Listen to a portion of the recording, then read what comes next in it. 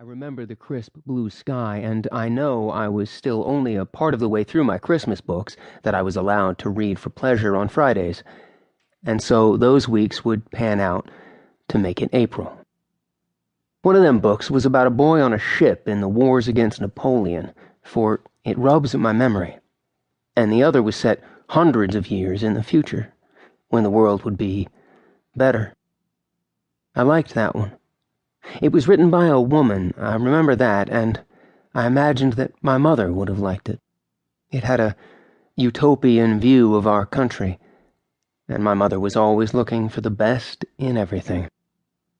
I'm sorry that I can remember little more about them books, but my memory of that time is clouded when it comes to the pleasing, and too much of it burned black onto me with the other.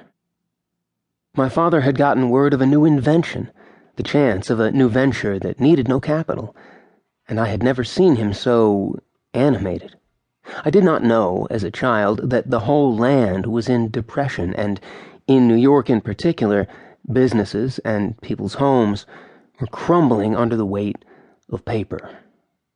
I had seen protesters in the park, the placards, and heard the cry, the same as it ever is. When I think back, it would seem that in just a few years, what with the pock and the fire, the banks closing and the gangs, that New York had gone to the devil. But I was a boy, and my belly was full, and my aunt had reminded me that there had been some insurance on my mother's life that would see me well, but for the fact that I was drawing into it every time I scraped too much butter, which was her curse of me. I suppose we were also caught in this financial bust, which would cause my father to take to the road, and I also presume that as a businessman, my father paid attention to patents and newspapers, but he shared none of this with me.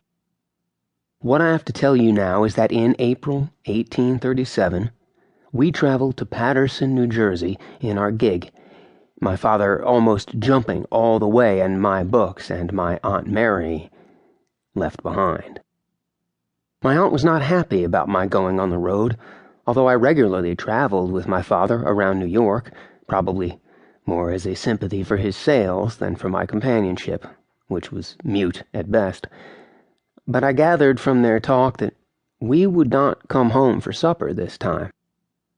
"You cannot take him, John." She said this as a fact rather than a plea for my safety. "You'll be gone for months. And what for his schooling?" This was a good reason for me to run. My aunt had wishes to end my homeschooling. She had subscribed to the Common School Assistant, and along with the Christian Spectator and Cobb's Explanatory Arithmetic, this had become her higher learning. She had become enamored of a new model of teaching from Europe. A studious Swiss named Fellenberg had developed an institutional method that mingled poor and wealthy children. His concept being that the poor society would be taught the trades and education needed for their place, and the rich would be taught the arts, literature, and politics of their standing.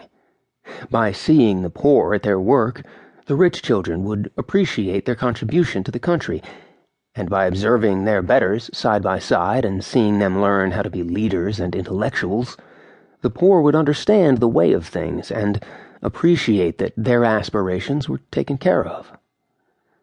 I figured I was for the better half of the school, and if that Mr. Fellenberg thought that poor children were apt to admire their betters, he had never seen the Bowery, and I, for one, would have none of that. "What is a boy to do out in the West?" she insisted. This statement was lost on me. Even at 12, I knew that I would have no limit of things to do out beyond the mountains.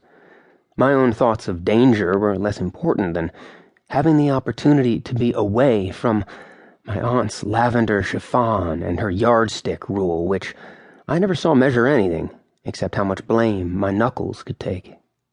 Besides, we were talking only as far as Illinois and Indiana in those days. I am sure my father had no intention of entering the wilds of Missouri. "Tom is coming," my father said. "I cannot leave him here. I will need him." Against tradition, To keep listening to this audiobook, I've left you a link in the description so you can do it at no cost thanks to Audible's 30-day free trial.